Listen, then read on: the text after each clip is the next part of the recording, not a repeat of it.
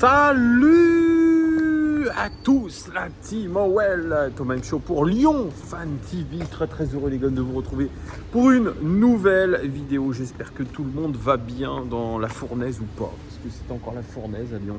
Malheureusement, mais c'est comme ça, c'est l'été les amis. On peut pas demander de la neige en plein été, ça serait totalement con.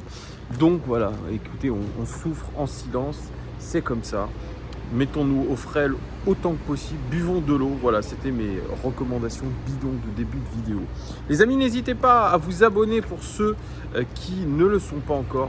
Vous mettez un petit abonnement, vous mettez la cloche aussi, c'est très important. Et mettez un like aussi sur la vidéo pour le référencement de la vidéo. C'est tout simplement facile et vital, je dirais, pour une chaîne YouTube. Vraiment, ça marche beaucoup à l'algorithme. Donc, maintenons notre place de numéro 1 sur le contenu olympique lyonnais, sur les réseaux sociaux et surtout sur YouTube. Voilà, nous sommes le numéro 1, la chaîne numéro 1 de référence pour le contenu olympique lyonnais sur YouTube. Et ça, c'est grâce à vous. Et vraiment, merci beaucoup de votre soutien encore une fois, les amis. Alors, petite vidéo OL Daily Mercato. Vous en avez un petit peu l'habitude puisque chaque jour, quasiment, je vous fais une vidéo ou un live ou rien d'autre pour vous parler de l'actualité mercato du club parce que la saison attaque dans environ 2 semaines et demie et pour l'instant on est en vraie phase de préparation du côté de Eindhoven aux Pays-Bas pour se préparer comme il le faut pour les 2 matchs amicaux qui auront lieu samedi et dimanche. D'ailleurs, à ce propos, la préparation physique de l'Olympique lyonnais, c'est vraiment je ne vais pas dire le point noir, mais quasiment, puisque c'est vrai que tout le monde remarque, bien que l'OL n'est déjà pas prêt physiquement, ce qui est peut-être un peu normal par rapport au fait qu'il nous reste 2 semaines et demie avant la reprise de la compétition officielle. Et puis surtout parce que, oui, on a vu encore une fois des joueurs à bout de souffle déjà contre Anderlecht, mais finalement une sensation qu'on avait déjà vécue toute la saison, quasiment toute la saison, avec des joueurs qui semblaient vraiment au bout du rouleau physiquement et qui ne pouvaient pas donner tout ce qu'ils avaient. Alors, bien sûr, Peter Bosz a toujours dit c'est pas un problème physique, et pourtant le doigt a été pointé sur Terry Peters et Antonin Da Fonseca aussi, qui est le responsable de la performance globale des équipes de l'Olympique lyonnais. Et d'ailleurs, il était en interview sur OL Play pour nous parler un petit peu de la condition physique de nos joueurs. Et il dit, c'est vrai, les joueurs sont... Enfin, Terry Peters était en interview sur OL Play, une rapide interview, où il dit que c'est vrai que les joueurs ne sont pas à 100% physiquement, mais tant mieux parce qu'un joueur qui se sent à 100% en fait peut-être un petit peu moins à l'entraînement. Il a dit, le but aujourd'hui, c'est d'être à 100% d'intensité à l'entraînement comme en match. Voilà, 100% d'intensité, mettre autant d'intensité dans les entraînements que les matchs. Effectivement, c'est un beau discours, il est là, le garçon depuis 1 an maintenant, et c'est vrai que ce beau discours, effectivement, oui, on l'a entendu. On veut des joueurs qui soient à fond à l'entraînement et à fond au match parce que c'est vrai que les matchs que vous faites le week-end, c'est en fonction de ce que vous aurez produit la semaine à l'entraînement. Donc on se posait quand même beaucoup de questions sur ce niveau d'intensité. Hier, moi, je voyais des bribes d'opposition. Pareil, on veut bien nous montrer ce qu'on veut. Mais franchement, les oppositions, les amis, notamment avec le but de Ryan Cherki et les dribbles de Tino Kadewere, je suis désolé, mais moi, je ne vois pas d'intensité là dans ces actions-là. Je vois surtout des joueurs qui regardent les autres. Et puis, il n'y a pas de... je sais pas, à l'entraînement, même si c'est une préparation, j'attends qu'il y ait un peu plus d'envie, quoi, d'impact. Là, c'est vrai que c'est balle à blanc, on veut surtout pas se blesser. C'est vrai, c'est le risque aussi d'être... Si vous êtes à 100% aux entraînements, c'est le risque de prendre des coups, c'est le risque de vous tordre la cheville, c'est le risque... Ok, je suis d'accord avec vous. Alors peut-être que aussi, ceux qui sont en instance de départ, mais ils n'ont pas envie de se blesser parce qu'arriver dans un club blessé... Ou alors être blessé au moment de votre transfert, ça peut tout simplement faire capoter l'opération. Ça, je veux bien le comprendre. Mais alors, je ne suis pas le seul, je pense, à avoir remarqué que nos joueurs étaient particulièrement passifs ou même à petits trous. Bon, alors, bien sûr, il y en a certains qui vont me dire Thomas, t'es encore de mauvaise foi, t'es négatif, t'as pas vu complètement. Oui, c'est sûr. Mais moi, je regarde ce que le club nous fournit comme image. Je regarde un petit peu globalement ce qu'on fait. Et franchement, c'est pas dinguissime. C'est pas dinguissime ce que j'ai vu, les images. Bref, on va pas rentrer en tout cas dans la polémique, mais en tout cas, c'est vrai que cette préparation physique, elle va être probablement ciblée s'il y a des mauvaises performances, encore une fois. Donc on scrutera ça avec attention parce que j'en ai parlé un petit peu auparavant. C'est vrai qu'à l'époque on faisait des stages à Tignes. Alors le dernier stage à Tignes, on me l'a dit dans les commentaires, c'était sous Silvino. Vous voyez, je ne sais pas si on s'était extrêmement bien préparé là-bas, mais en tout cas, moi je fais partie de ceux comme vous qui pensent que la préparation physique en altitude est de meilleure qualité ou en tout cas permet de mieux se préparer. Mais en tout cas, je ne suis pas un spécialiste non plus. Ce n'est que dans mon imaginaire que je pense ça, en tout cas dans mes convictions personnelles. Si certains sont prépa physiques ou autres et peuvent me dire si vraiment il y a des bienfaits à faire une préparation en montagne, n'hésitez pas à me le mettre dans les commentaires. Voilà, ça c'était pour la petite histoire concernant la préparation de l'Olympique lyonnais. Alors sinon, pour les nouvelles du Mercato. Alors hier, je vous ai fait une vidéo sur Tagliafico. Je vous ai dit, ça y est, c'est fait, puisque j'ai vu une brève de l'équipe de Hervé Penaud qui disait que tout était bouclé pour Tagliafico, qu'il allait passer sa visite médicale à Lyon avant de s'envoler rejoindre ses coéquipiers du côté de Eindhoven. Et puis, ça a été contredit, cette information, par un journaliste de Foot Mercato qui dit qu'en fait, il n'en est rien, puisque Tagliafico, il n'a pas encore pris sa décision. Alors, les amis, qui dit vrai, qui dit faux, j'en sais rien. Ce que je sais, c'est que pour l'instant, la signature n'est toujours pas apposée sur son contrat. Donc tant que rien n'est fait, effectivement, ce n'est pas un joueur de l'Olympique Lyonnais, ça me paraît évidemment logique. Il y en a qui disent on va se prendre une clim comme Malassia. J'en sais rien non plus. J'en sais rien non plus si on va se prendre une clim, peut-être. En tout cas, le plan numéro 1, ça semble être quand même Nicolas Tagliafico, et le plan B, peut-être Quentin Merlin, dont on a parlé aussi sur l'équipe. Quentin Merlin, le joueur de Nantes.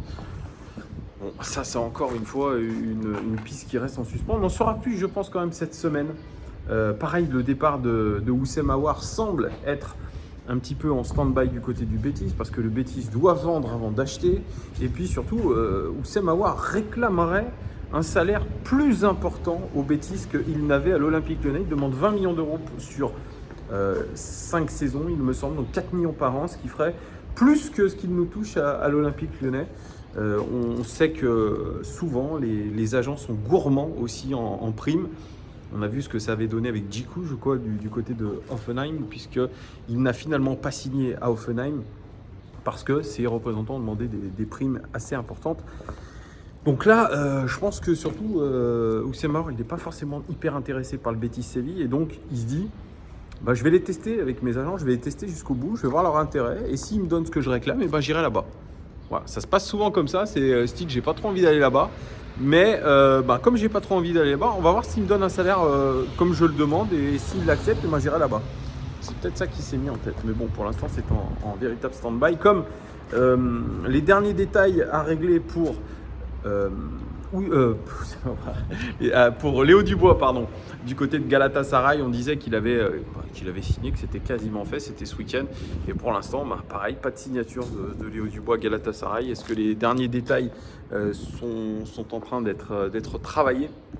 Je ne sais pas, on a en tout cas plus de nouvelles pour Léo Dubois. Et puis, nouvelle piste, c'est surtout aussi l'objet de cette vidéo, c'est la piste menant à une sentinelle. Vous le savez, Peter Bosz veut une sentinelle. Bon, alors il estime que dans l'effectif, il n'y en a pas. Bon, c'est pareil, ça c'est la boîte à excuses qui commence. Donc pas de sentinelle pour Peter Bosz, il en recherche une. On a parlé d'inclure William Carvalho dans l'opération avec Houssem Aouar. Pareil, on ne sait pas où ça en est tout ça. Et on suit avec intérêt d'autres profils, notamment Mehdi Niquin, Ligue 1, avec la piste menant à Ibrahima Sissoko. Pour ceux qui suivent la Ligue 1, vous le savez, c'est le milieu de terrain de Strasbourg, un milieu de terrain prometteur, les amis, puisqu'il est international espoir, 4 sélections, il a 24 ans, il fait 1m93, et il est à Strasbourg depuis 2018, où il est en provenance de Brest. Cette saison, sous les ordres de Julien Stéphan, il a fait 26 matchs titulaires, 9 comme remplaçant, 2 buts et 5 passes décisives pour Ibrahima Sissoko, ce qui est plutôt pas mal, et une note à 6,79, ce qui est correct. C'est une note who scored. Pour ses points forts, il est très fort dans les duels aériens, et oui, parce qu'il est grand, Il est très fort pour contrer le ballon et très fort dans la concentration. C'est un garçon qui est concentré. Par contre, le moins, et ça c'est ce qui me séduit un peu moins, c'est au niveau des passes. Il n'est pas très bon. Alors une sentinelle, pas très bon relanceur. Excusez-moi, mais je doute un petit peu quand même que ça nous intéresse. Il est coté à environ 8 millions d'euros. Désolé pour le bruit, les amis. C'est encore une fois la ville. La ville, donc dans vos oreilles, ça va un petit peu faire du bruit, mais je suis désolé, c'est comme ça. Les amis, donc côté 8 millions d'euros sur Transfermarkt, puisqu'il a prolongé son contrat avec Strasbourg jusqu'en 2024. Donc en gros, s'il est à 8 millions sur Transfermarkt, on devrait pouvoir l'acquérir pour environ 10 millions d'euros, les amis, à peu près. Donc une piste qui est quand même assez onéreuse, hein, on va pas se mentir, hein, pour un joueur made in Ligue 1. Ibrahima Sissoko, mais il est jeune, il est international d'espoir, il a été prolongé, c'est vrai, puis il est en contact avec d'autres clubs, notamment de Première Ligue. On a parlé de Newcastle, on a parlé d'Arsenal, notamment qui le suivait, quelques clubs de Bundesliga aussi. Alors là, le truc aussi, c'est qu'il a été un petit peu souvent blessé, et là actuellement, il est toujours blessé à une cheville, il ne peut pas faire la préparation correctement avec Strasbourg, et quand on lui pose la question, Julien Stéphan dit « je ne sais pas quand est-ce que va revenir Ibou ». Donc là, c'est la vraie interrogation. Alors pour un joueur qui a énormément progressé sous les ordres de Julien Stéphan, ça a été un petit peu compliqué avec Thierry Loret, mais avec Julien Stéphan, il a progressé. Et d'ailleurs, ça a été salué par le coach qui a vu vraiment en lui un milieu de terrain capable vraiment de travailler ses faiblesses, et notamment dans la projection, dans le fait d'être concentré dans ce qu'il faisait, dans l'aisance technique aussi, dans la sûreté, dans la fiabilité technique. Il a dit qu'il avait énormément progressé, notamment aussi dans ses stats, puisque comme il se projette, eh bien, il marque et il fait des passes décisives. Et ça, c'est important aujourd'hui pour un milieu de terrain. Et oui, même quand vous êtes sentinelle. Et c'est vrai que c'est un milieu de terrain même qui joue devant la défense, mais qui arrive régulièrement à se projeter, qui récupère beaucoup de ballons aussi. C'est un profil un petit peu, bon, quand vous le regardez un petit peu jouer, il ressemble un petit peu dans son style de jeu à Patrick Vieira, avec des grands compas.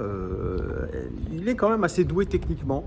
C'est un garçon qui voit bien le jeu, qui a une belle vision du jeu. Alors comme je vous ai dit, sur les passes, le taux de réussite des passes n'est pas incroyable, mais c'est parce que aussi il tente beaucoup de verticaliser, il tente des passes difficiles, et c'est peut-être pour ça qu'il perd un petit peu de ballon, mais en tout cas voilà, c'est un milieu de terrain aussi qui est extrêmement athlétique. Comme je vous ai dit, le seul problème, c'est qu'il est un petit peu souvent blessé. Là, il est actuellement blessé. Si c'est pour le recruter blessé et qu'il ne puisse pas faire même la fin de préparation avec nous, bon. Je ne sais pas si c'est franchement une bonne recrue. Je pense qu'il est plutôt dans une shortlist. Il est plutôt dans une liste un petit peu de profil qu'on aurait au milieu de terrain. C'est peut-être aussi une rumeur d'agent, j'en sais rien. Mais je vois pas vraiment ce qu'il pourrait nous apporter en plus. Sincèrement, les Gones, moi je vois pas ce qu'il pourrait. Moi, les milieux de terrain qui peuvent jouer sentinelle, on les a déjà dans l'effectif. On les a déjà. Et je comprends pas. Il faudra vraiment m'expliquer pourquoi Peter Bosz veut recruter une sentinelle alors qu'on a déjà plein de joueurs dans l'effectif. Alors peut-être que certains joueurs vont partir, ok, mais voilà, on a repassé un Thiago Mendes en défense centrale alors que c'est plutôt une sentinelle, donc ça aussi c'est une vraie connerie. Ibrahima Sissoko d'ailleurs qui a joué au début avec Thierry Loret, avec Julien Stéphan en défense centrale. Il peut aussi jouer défenseur central, donc c'est un garçon polyvalent. Donc voilà, moi je comprends pas ce délire. Alors, bien sûr, trouver une sentinelle avec un peu d'expérience, mais qui soit aussi un jeune d'avenir, les prérogatives sont un petit peu complexes. Donc voilà, dites-moi en commentaire ce que vous pensez sur cette piste Ibrahima Sissoko. Est-ce que pour vous, ça serait le milieu de terrain idéal pour notre sentinelle? Dites-moi tout en commentaire, les Gones. Je vous fais d'énormes bisous et merci beaucoup encore de votre fidélité. Et à très très vite pour de nouvelles infos mercato. Ciao!